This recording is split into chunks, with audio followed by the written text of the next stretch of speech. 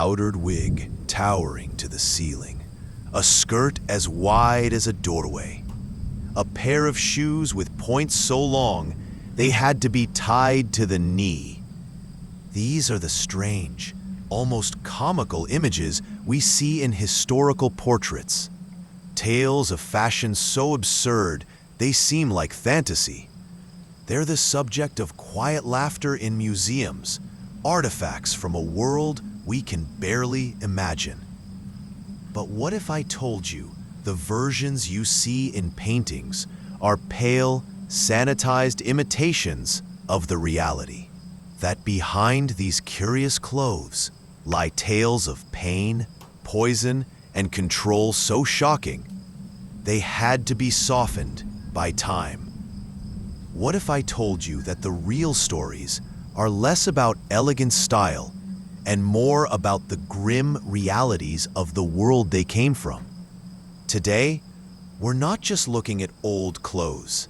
We're peeling back the comforting layers of silk and lace to reveal the forgotten secrets and brutal demands that forever changed the bodies of those who wore them. This is the truth behind history's most bizarre fashion trends.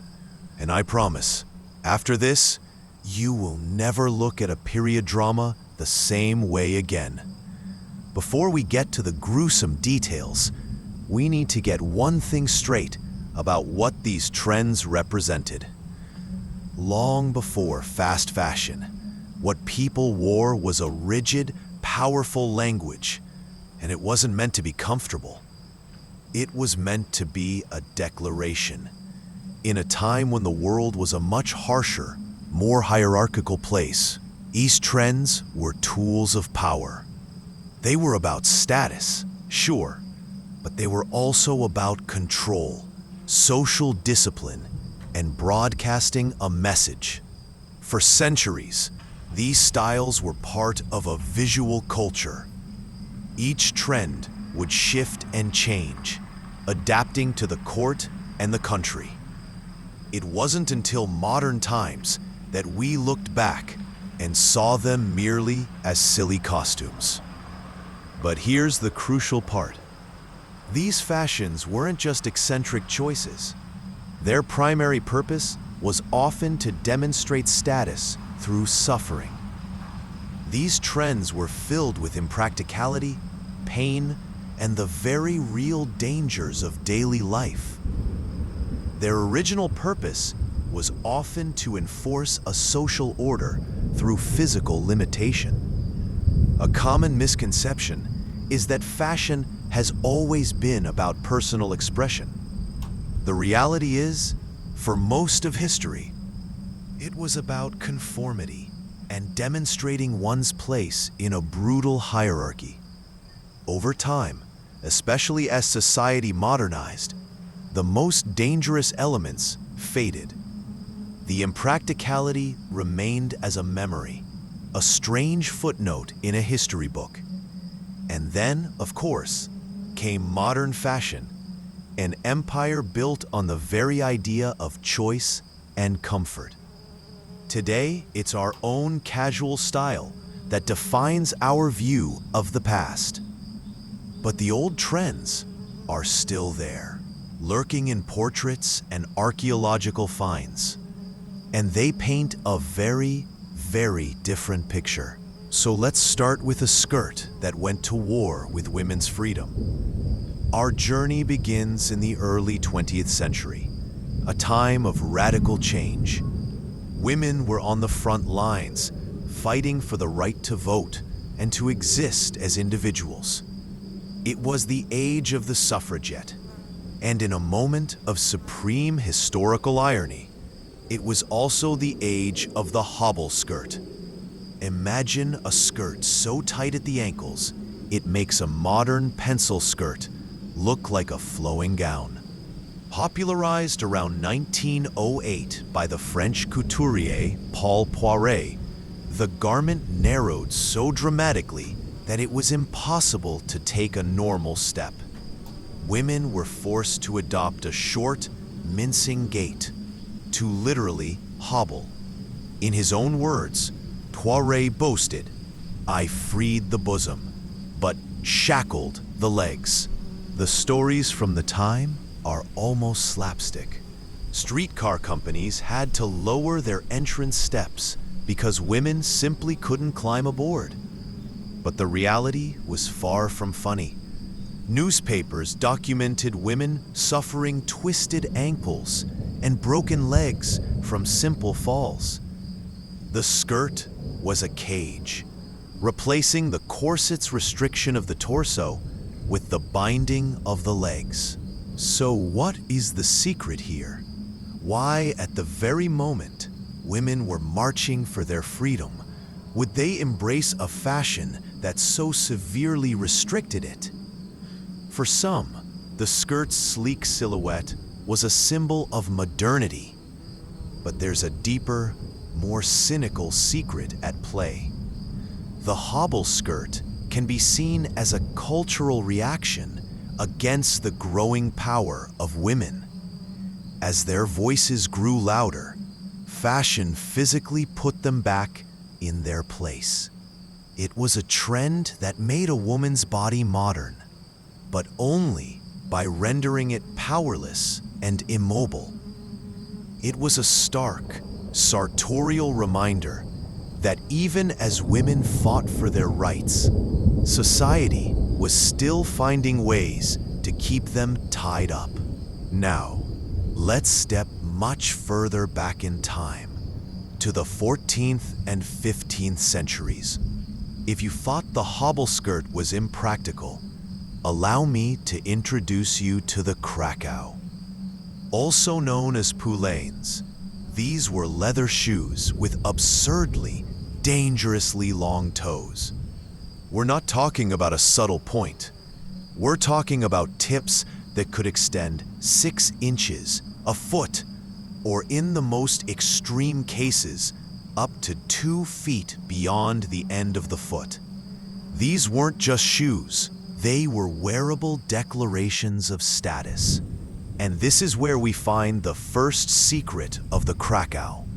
It was a literal measurement of your social rank. Sumptuary laws were passed to control the madness. In England, a prince could wear toes of any length.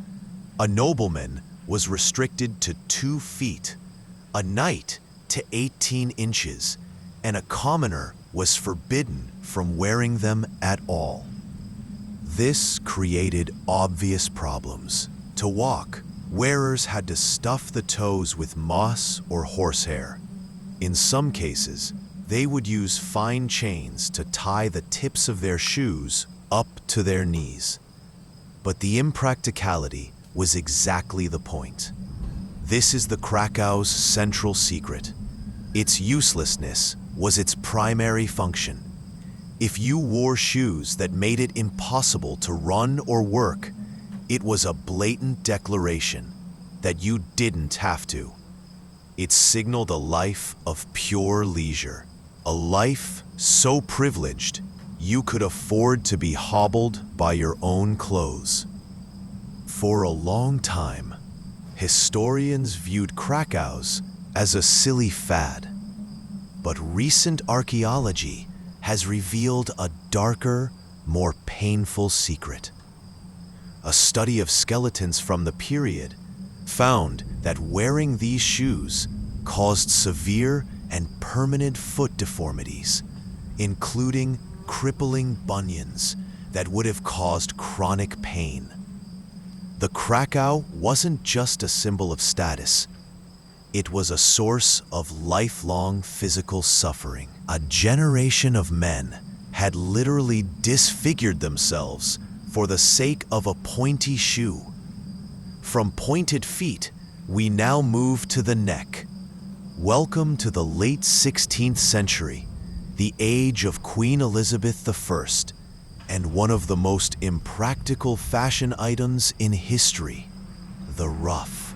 It started as a simple, frilled collar, but in the hyper-competitive courts of Europe, it evolved into a massive wheel of starched linen, encircling the head like a platter. These were architectural marvels, stiffened with starch and set with heated metal rods. The largest required a wire support frame, a supportasse, to hold them up. So why? What is the secret behind subjecting yourself to a lacy head cage? The first answer is wealth. Fine linen and lace were incredibly expensive. Owning a large, pristine white ruff was an unambiguous symbol of privilege. It screamed, "I am so rich, I can afford to wear a high-maintenance billboard of my wealth around my neck." Think about the basic functions of life. To eat, one needed spoons with extra long handles. You couldn't turn your head. You had to turn your entire body, forcing you into a stiff, upright posture. And this reveals the ruff's second, more subtle secret. It wasn't just about wealth. It was about projecting an image of serene, untouchable authority. The ruff isolated the head from the body, framing the face like a portrait, and forcing an air of detachment. It physically prevented you from looking down, creating an aura of calm, godlike superiority. It was a prison of starched linen, yes, but it was a prison that elevated you, turning you into a living work of art, remote and revered. Staying in the Elizabethan era, let's look at another trend that was about creating an artificial and imposing silhouette. If the ruff was about framing the face, our next trend, bombasting, was about distorting the entire body. The word bombast today means pompous, overblown language. That definition comes directly from this fashion trend because bombast was quite literally stuffing. During the late 16th century, men of the upper class padded their clothing with wool, horsehair, or even sawdust to create an unnaturally large physique. Doublets were padded in the chest and shoulders. But the most famous application was in the belly, creating a shape known as the peascod belly, a pronounced downward-pointing curve designed to mimic the breastplate of armor. The padding extended to sleeves and men's breeches, which ballooned out from the waist. There are accounts of wider seats being installed in Parliament to accommodate gentlemen in their ridiculously large hose. The secret of bombasting seems obvious. It's about looking bigger. But the secret is more complex.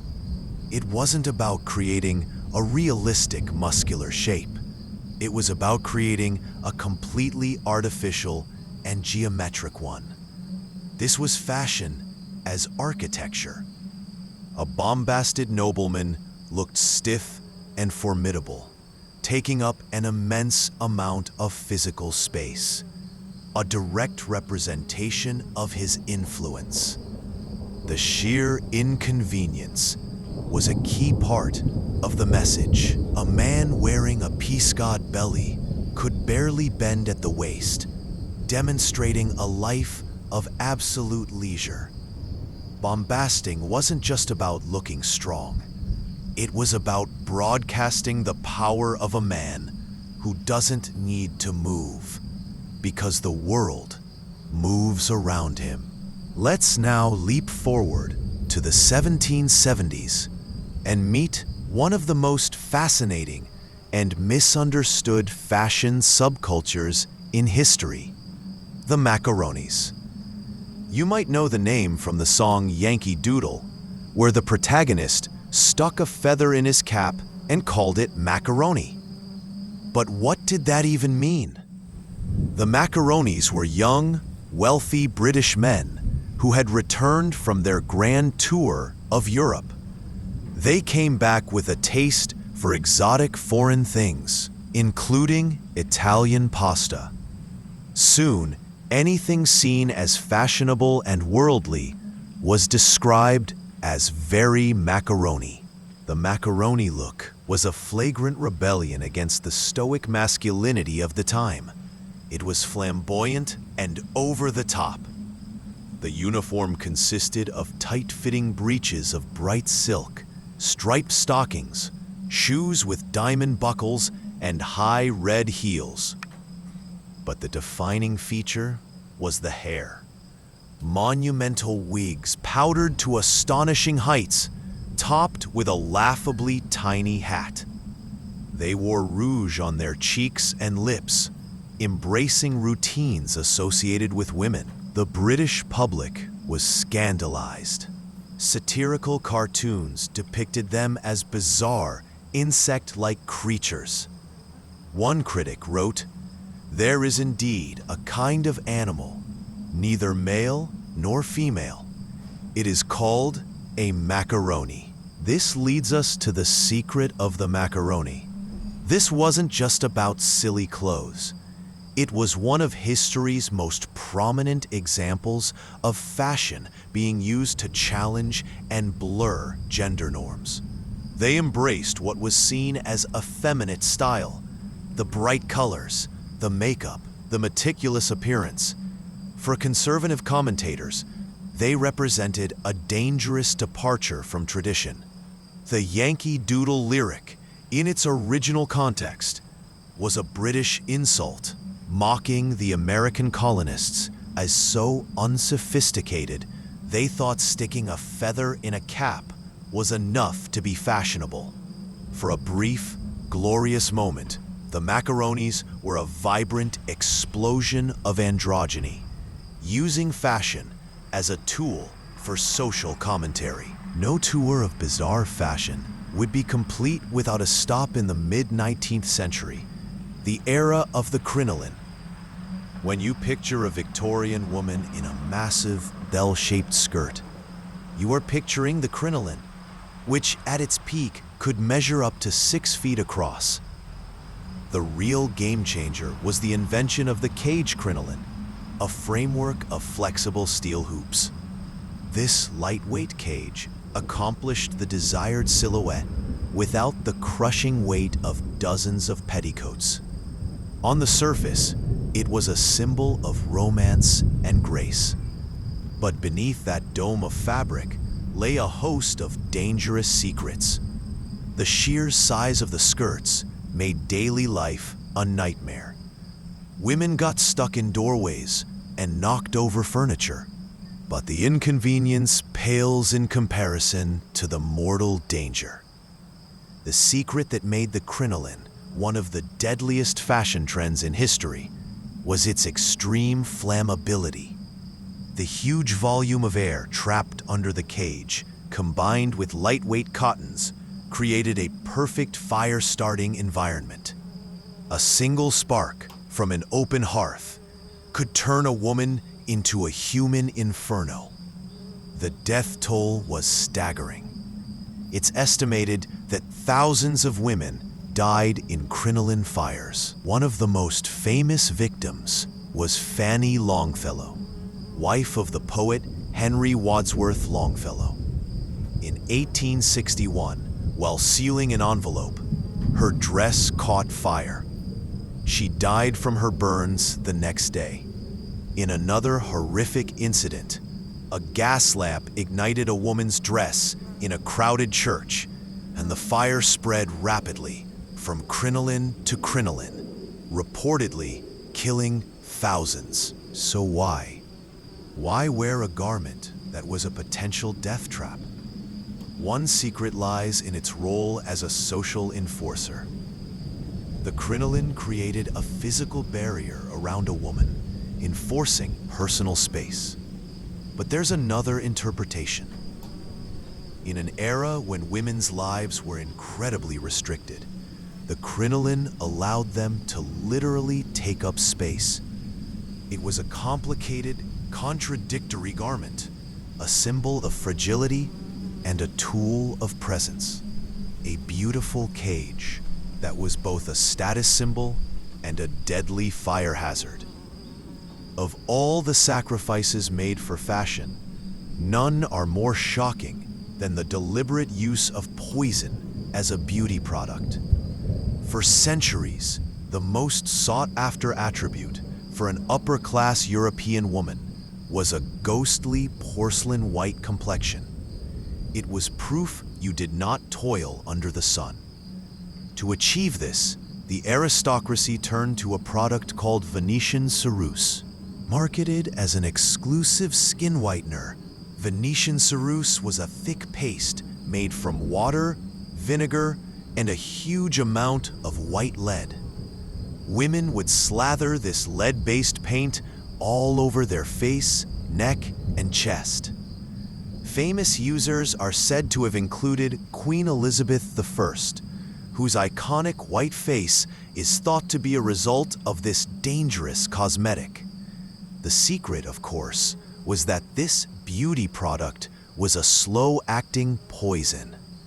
Lead was absorbed through the skin, leading to chronic poisoning, hair loss, tooth decay, muscle paralysis, and neurological damage. Perhaps the most diabolical part was the effect on the skin itself. Long-term use corroded the skin, causing blemishes and scarring. And what was the solution? Applying more of the very product that was causing it. The death of Maria Gunning, the Countess of Coventry, in 1760 at just 27, was widely blamed on her use of the cosmetic. A tragedy the public called death by vanity. But this brings us to the even more sinister tale of aqua tofana. This was a poison so notorious, it became the stuff of legend. A colorless, tasteless liquid, reputedly made from arsenic, lead, and belladonna. Just a few drops were enough to kill. According to legend, a woman named Julia Tofana sold her deadly potion to women trapped in abusive marriages. And here is the most chilling secret of all. Aqua tofana was disguised as a cosmetic, sold in innocent-looking vials. It could sit on a woman's vanity table, a secret weapon hidden in plain sight. Aqua tofana was more than just a poison. It was a tool of liberation for desperate women in a society that offered them no other recourse. We now arrive at the most extreme and brutal practice on our list, one that lasted for 1,000 years and caused unimaginable suffering. We are talking about foot binding in China. The practice, known as chanzu, involved breaking and tightly binding the feet of young girls to prevent them from growing. The goal was to transform their feet into a tiny lotus shape, ideally a mere 3 inches long. The process was excruciating. All 4 smaller toes would be broken and folded under the sole. The arch was then forcibly broken, and the foot was bent back on itself. For years, the bindings would be removed, the dead skin cleaned away, and the feet rebound even tighter. The pain was constant and led to lifelong disabilities and infections. What secret could possibly justify such a barbaric practice? The answer is a complex mix of beauty, status, and brutal patriarchal control.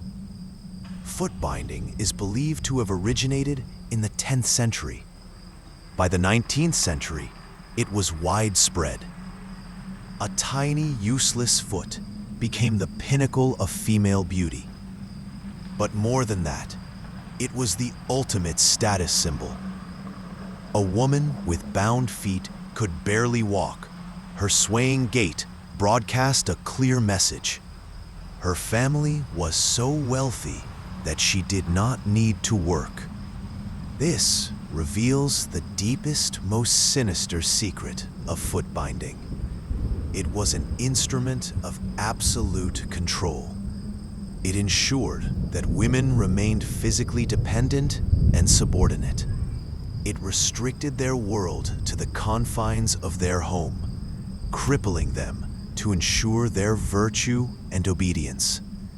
For 1,000 years, mothers inflicted this agony upon their own daughters, participating in a shared tradition that perpetuated female suffering in the name of social survival. The practice was not fully eradicated until the mid-20th century, standing as history's most terrifying example of how fashion can be used to systematically break not just bones, but the freedom of generations.